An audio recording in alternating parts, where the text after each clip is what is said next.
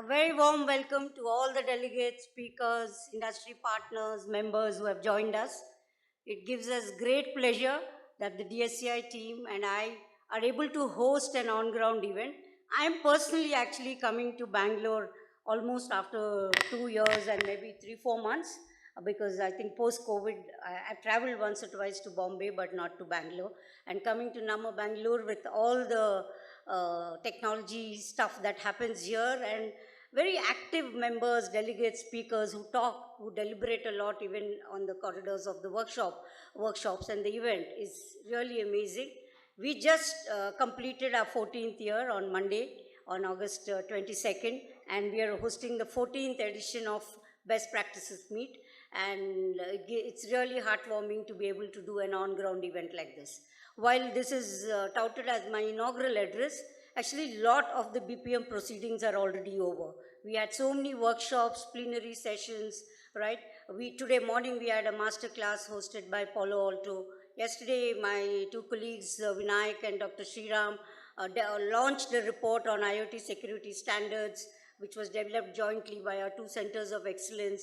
And we had a diversity workshop, which we partnered with Target, right? There's so much has happened. I think there were more sessions that are already concluded than what will happen in the rest of the day, but we are very happy to be here. And first to dwell on the theme, I've structured my session in a way on dwelling on the theme of the best practices meet, and then a little bit on what we are doing at DSCI as a team across all our centers and the DSCI team, and what to expect in the next few months from us as we meet next in December, hopefully on ground in Gurgaon. So our team, Vinayak and the entire team which planned this conference looked at security consolidation. I must confess that when we come to BPM, we always look at emerging trends and a little more futuristic theme and what we are seeing in the horizon as something that is likely to become a priority for CISOs and any enterprise security leaders. So we are looking at this consolidation theme. I must confess, we are not saying it's already done and dusted or it has been accomplished or that every enterprise CISO or every public sector CISO has already embarked on a consolidation strategy. But we are beginning to see that as a really emerging trend. And similarly, when we look at this entire security consolidation, I think this is one consolidation strategy which is going to be tightly coupled and linked with your digitization and enterprise IT management strategy. You cannot have a strategy which on your digitization where everything is data-centric led or on-prem led and not migrating to the cloud, and voila, now suddenly you're going to look at a security consolidation strategy which is pointing to everything going to be on the cloud, your security products and stacks, or cloud native solutions. So I think a security consolidation strategy is going to be tightly linked to what your CIO, CTO, and the CDO is going to look at, and the CISO is going to drive it from a security standpoint. All of us in the technology industry, I'll have a couple of questions and I would like to put your hand on your heart and answer with honesty. How many of us who are providers, services companies, consulting advisory companies, or security product companies are already talking to the CISOs on helping them with their consolidation strategy? Please put up your hand. I see very few of them. I'm a little surprised. Okay. How many CISOs have already made a presentation to the board that we are going to drive on security consolidation and this is going to have a 12-year or an 18 months roadmap? Okay. Okay. I don't see too many hands, so that's good. I mean, that's a little bit of a surprise, but so when we look at a security consolidation strategy, why is it important? I think the developments in the digitization roadmap of enterprises in the last 2 months will not leave us with any chance, with a choice not to look at it, evaluate it, and be prepared for it. Why? Because our entire enterprise perimeters have got fragmented. We are doing a lot in a hybrid mode, on-prem, enterprise data centers, multi-cloud, hybrid cloud. In India, we are a little more unique. Government had gone through a community cloud approach, and I think some people in the influencers in the banking sector are trying to talk about a community cloud in the banking sector in India, right? So if we look at all of this, where enterprise IT assets are so distributed, they're not so controlled in your regular office environment, right? behind your enterprise firewalls. We are guaranteeing anytime, anywhere access to all your enterprise footprint, whether it is SaaS applications, your own core enterprise IT infrastructure or cloud infrastructure and cloud-based solutions, right? We are guaranteeing that. And any future of work reports that you study, whether it's from McKinsey, BCG, or some of the things that NASSCOM has done, I think the fact that hybrid is here to stay in the mid to long term is another given. That means we need to manage these hybrid workforces, accessing all that we provide as an enterprise on top of a very hybrid compute infrastructure, which is now becoming a very common trend across any enterprises. So in all of this, where will this consolidation strategy happen?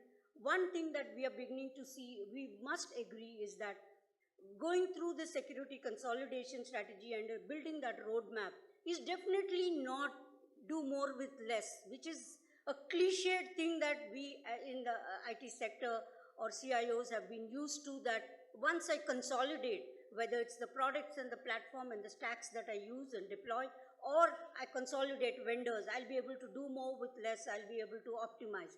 I think that approach is not going to be very successful for security consolidation. I think it needs to be tightly linked to revisiting your security architecture, vendor selection strategy, and also how do you deploy, and how much are you amenable and open to migrating to cloud even for your security stack and products and services, and are you open to cloud native products that are emerging or cloud native solutions that are emerging. So I think it's going to be, while cost optimization will always be a driver and an end outcome that any CISO or any user organization will look at, I think only looking at a cost optimization, procurement benefits, or licensing cost optimization, if that is the only thing, I think we will not be able to be prepared for the kind of cyber attacks that we are witnessing and we will witness in the near future. So I think it will be, and it needs to be, and it will be an architecture-led thinking which will help us decide on consolidation.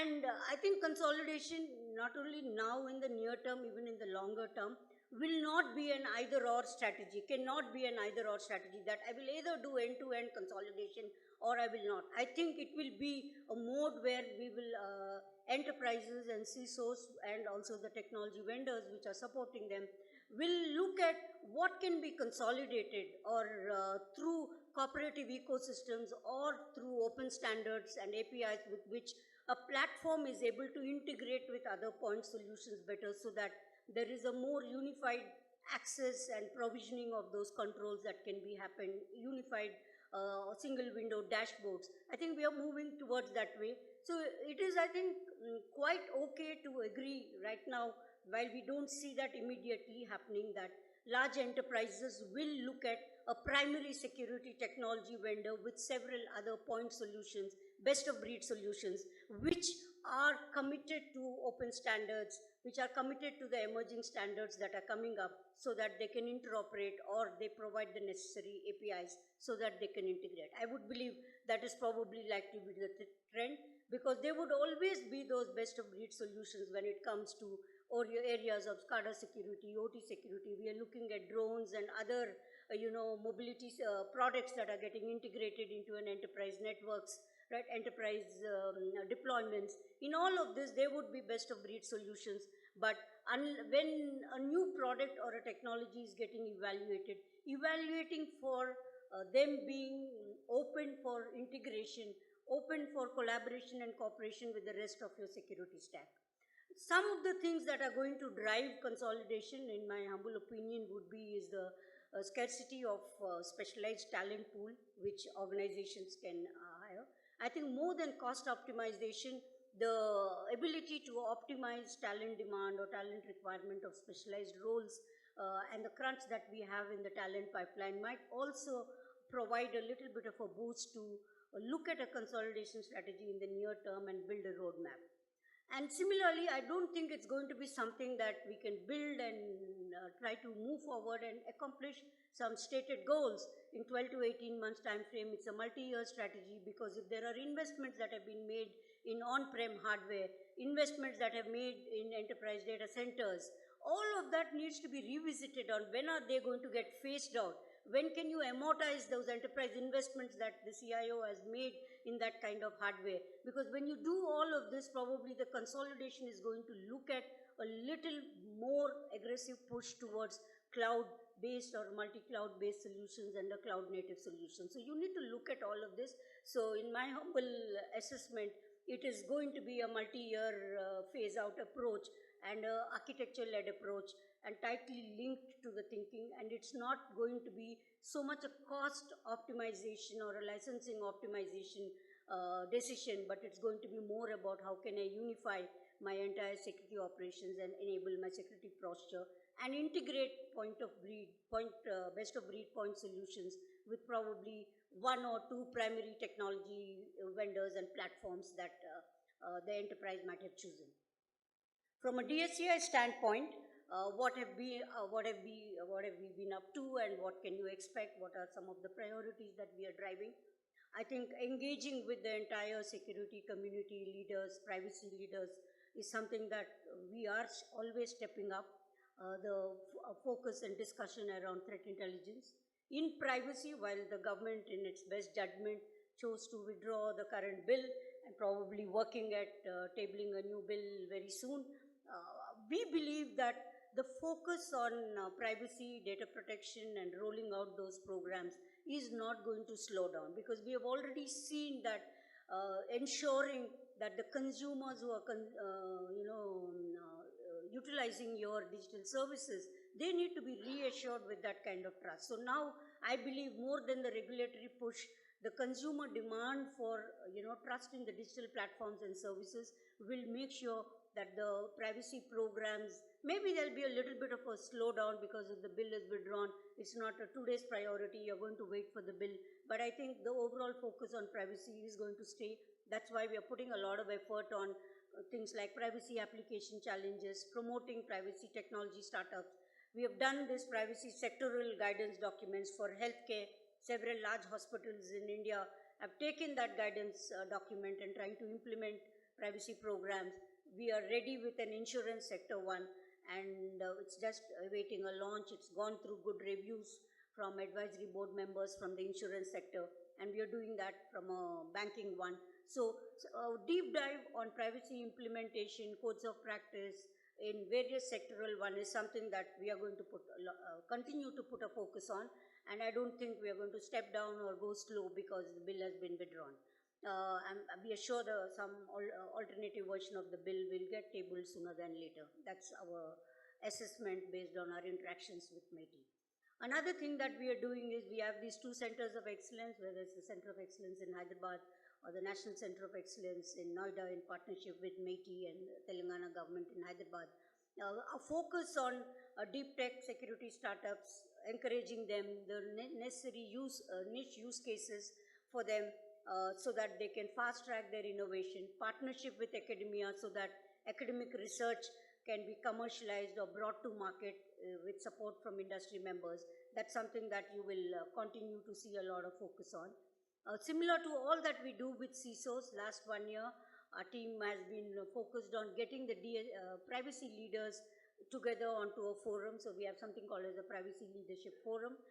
Many privacy function heads from various sectors, banking, pharma, insurance, global corporations, IT services firms, they're all coming together, they're deliberating on specific themes and topics. In fact, we are hosting an on-ground or an hybrid workshop with the Privacy Leadership Forum. So that's something in tandem with what we do with CISOs. We are hoping to go much more deeper dive with the Privacy Leadership Forum. That's something that we are doing. You're familiar with the Grand Challenge that we had done in partnership with MeitY, where very complex problem statements were posed for entrepreneurs or startups, and we concluded that, and 6 startups came to the finals and 3 of them won them. We are in very advanced stage of working with MeitY to launch our 2nd edition of the Grand Challenge. You can stay tuned on our social media channels, where we are hoping we'll be able to announce that launch, and that will be again a new spur where a lot of the user enterprises can contribute to problem statements that outreach is happening, and startups can look to build some products for those specific use cases, and hopefully win a market and build a market ready product, and also win a huge prize money from Ministry of Electronics and IT. We are working towards that. Similarly, we do a lot of capacity building workshops. We are stepping up on our training programs in advanced forensics. We've always done a lot of training for law enforcement and prosecutors. Just this month, our team in Bangalore, Cyber Forensics Training Center, or CCITR as we call it, we have started a lot of training programs for judiciary. So how do we cover the judiciary so that as and when cyber crimes cases come up to the court, how familiar are they with the entire technology systems, how investigation happens, how electronic evidence is presented. So we will continue to go more deeper on the forensics side. And one nice thing we did last year, which we hope to continue, is engaging with young professionals from academia or academic institutions. So we've always had this internship program both in our forensics team, but last year we launched something called as a policy internship, where the best students from some law universities plus engineering colleges, premier institutions applied, and 12 of them were in the first cohort. They worked on specific team. We'll be publishing the papers or projects that they've done very soon. They're going through some final review. We hope to make this policy internship as a recurring theme, so that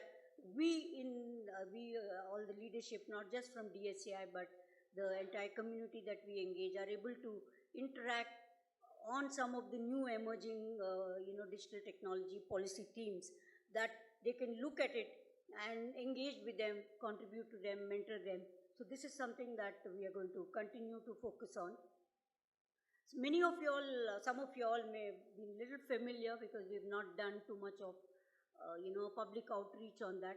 We had an opportunity to partner with the National Cybersecurity Coordinator's Office, or National Security Council, Secretariat as it's called, to host India's first ever cyber simulation exercise. It was a national cyber exercise where more than 120 to 150 very senior technocrats from Government of India, Defense Forces, they participated in it. It was a 2 weeks whole full exercise on tabletop simulation plus hybrid and live fire exercises. We are hoping that we will be able to partner with Government of India to be able to do this as a recurring annual exercise, so that the cyber capability and readiness in various sectors gets built up. We had an opportunity from some of the critical sectors coming up. So that's something that we will definitely do. Growing the cybersecurity industry. As of December 2021 at AISS, our assessment based on our industry research was that we are services plus products is a $10.3 billion industry, and overall, including cyber GCCs, is a $14+ billion industry. I think growing that to $35 billion is still our roadmap, because we're looking at that growing at a 30-35% CAGR year on year. So we will be doing a lot of initiatives in terms of global market development, engaging with user enterprises, government in India, so that attention to security, large projects in security are taken up. So growing the market is another big initiative that we'll be doing.